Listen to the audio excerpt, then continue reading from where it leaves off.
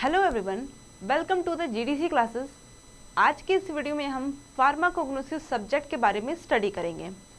Pharmacognosy के subject में इस वीडियो में हम फार्माकोग्नोसी की डेफिनेशन और फार्माकोग्नोसी के हिस्टोरिकल डेवलपमेंट के बारे में डिस्कशन करेंगे।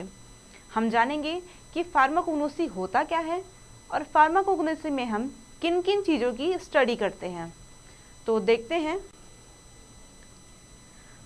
तो सबसे पहले हम जानेंगे कि फार्माकोग्नोसी वर्ड का मतलब क्या होता है। तो जो फार्माकोग्नोसी वर्ड है ये दो ग्रीक वर्ड से मिलकर बना होता है, फार्माकॉन और गिग्नोस्को। तो जो फार्माकॉन शब्द होता है इसका मतलब होता है ड्रग, एंड गिग्नोस्को शब्द होता है उसका मतलब होता है टू अक्वायर नॉलेज ऑफ। तो जब इन दोनों शब्दों को आपस में मिलाया जाता है तो इसका मतलब होता है knowledge or science of drug. तो फार्माकोग्नोसी की डेफिनेशन हम देखें तो pharmacognosy is a study of crude drug obtain from natural sources such as plant, animal, mineral, marine or microorganism sources. Plant sources जैसे कि आपका आंवला हो गया, हल्दी हो गया, क्लोव हो गया, सिन्नामॉन, अर्जुना एक्सेट्रा। एनिमल सोर्सेज जैसे कि आपका cod liver oil, shark liver oil जो कि हमको मछली से मिलता है, और ऐसे कई सारे क्रूड ड्रग है जो हमको एनिमल से मिलते हैं। और इसी तरह मरीन सोर्सेस जैसे कि केओलिन, चौक, फुलर सर्ट, ये हमको मिनरल से मिलता है। और इसी तरह मरीन और माइक्रो ऑर्गेनिज्म से भी हमको क्रूड मिलता है। तो फार्माकोग्नोसी की डेफिनेशन में आपने एक वर्ड पे गौर किया होगा, क्रूड ड्रग। क्या होता है ये क्रूड ड्रग? क्रूड ड्रग का मतलब होता है कच्चा ड्रग। वो ड्रग जिन्हें हम नेचुरली ऑब्टेन कर लेते हैं लेकिन उन पे किसी तरह की कोई प्रोसेसिंग या केमिकल ट्रीटमेंट नहीं करते, उसे उस नेचुरल कंडीशन में ही हम उसकी स्टडी करते हैं। जैसे कि आपका टैबलेट या कैप्सूल हो गया तो उसे हम लैब में केमिकल ट्रीटमेंट करते हैं, उसमें और केमिकल ऐड करते हैं, एक डिफाइंड शेप देते हैं, तो हमारा क्रूड ड्रग की कैटेगरी में नहीं आएगा।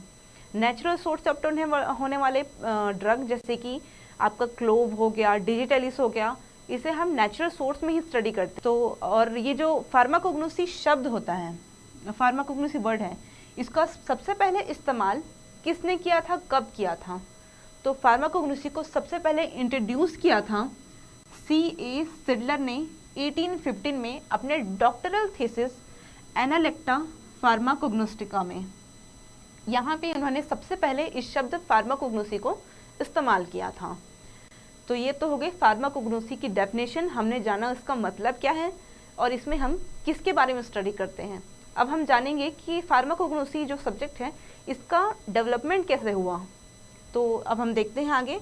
तो जो फार्माकोग्नोसी सब्जेक्ट है इसके डेवलपमेंट में बहुत सारे साइंटिस्ट ने अपने अलग अलग तरीके से कंट्रीब्यूशंस दिए हुए हैं। उसी कंट्रीब्यूशंस को और उन साइंटिस्ट के नाम को हम यहाँ पे देखेंगे। तो सबसे पहले हम देखते हैं डायस्कोराइड्स। डायस्कोराइड्स को हम फादर ऑफ फार्माकोग्नोसी भी कहते हैं। इन्होंने एक बुक लिखी थी मटेरिया मेडिका, जिसमें इन्होंने बहुत सारे मेडिसिनल प्लांट को डिस्क्राइब किया था। नेक्स्ट है हमारा जॉर्ज इबर्स। जॉर्ज इबर्स जो होते हैं इन्होंने एक बहुत ही पुरानी डॉक्यूमेंट पैपिरस इबर्स, इसको लिखा था। इजिप्टियन डॉक्यूमेंट है जिसमें 700 मेडिसिनल हर्ब्स और 870 फार्मूला उसमें डिस्क्राइब किया गया था। नेक्स्ट है आपका थियोफ्रैटस। थियोफ्रैटस जो है इन्हें फादर ऑफ बॉटनी भी कहते हैं क्योंकि इन्होंने प्लांट किंगडम के बारे में स्टडी की थी। नेक्स्ट है आपका अरिस्टोटल। अरिस्टोटल को फादर ऑफ जूलॉजी या फादर ऑफ नेचुरल हिस्ट्री भी कहते हैं। इन्होंने एनिमल किंगडम के बारे में स्टडी किया था। नेक्स्ट है आपका हिपोक्रेटस। हिपोक्रेटस जो है किसी भी एग्ज़ाम के लिए बहुत ही ज़्यादा इम्पॉर्टेंट है क्योंकि आजकल देखा जा रहा है कि किसी भी एग्ज़ाम में इसको बहुत ही फ्रिक्वेंटली ये क्वेश्चन दिया जाता है।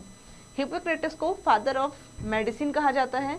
इन्होंने ह्यूमन बींग के एनाटॉमी एंड फिजियोलॉजी की स्टडी में काफ़ी कंट्रीब्यूट किया था।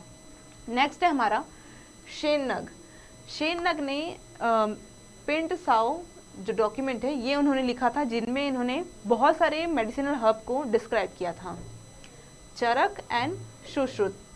जो चरक और सुश्रुत हैं ये आयुर्वेद से रिलेटेड हैं और इनकी जो रचनाएं हैं चरक संहिता और सुश्रुत संहिता ये आयुर्वेदा के बहुत ही इम्पॉर्टेंट ट्रीटिट्स हैं और सुश्रुत को फादर ऑफ कॉस्मेटिक सर्जरी भी कहा जाता है। नेक्स्ट बात करें हम गैलेन की, तो गैलेन जो है ये फर्स्ट फार्मासिस्ट थे और इन्हें फादर ऑफ एक्सपेरिमेंटल फिजियोलॉजी भी कहते हैं। नेक्स्ट है हमारा स्वीडलिनियस। इन्होंने प्लांट के नोमेनक्लेचर के सिस्टम को इंट्रोड्यूस किया था, बायनोमिनल नोमेनक्लेचर। अगला है बेंथन एंड हुकर। इन्होंने प्लांट क्लासिफिकेशन में फर्दर डेवलपमेंट किया था। नेक्स्ट है स्टेस एंड ओटो। इन्होंने एल्कलॉइड के एक्सट्रैक्शन के लिए एक नया मेथड जो है डेवलप किया था। अगला है हमारा जी मेंडल। इन्होंने प्लांट हाइब्रिड के बारे में ऑब्जर्व करके उसके बारे में पब्लिश किया था। और हमारा आखिरी है जी हैबरलैंड।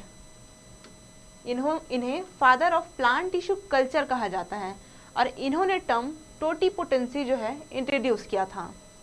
तो आज के इस वीडियो में हमने देखा फार्माकोग्नोसी का डेफिनेशन, फार्माकोग्नोसी में हम किन चीज़ों की स्टडी करते हैं, फार्माकोग्नोसी के सोर्सेज के बारे में और उसके हिस्टोरिकल डेवलपमेंट के बारे में।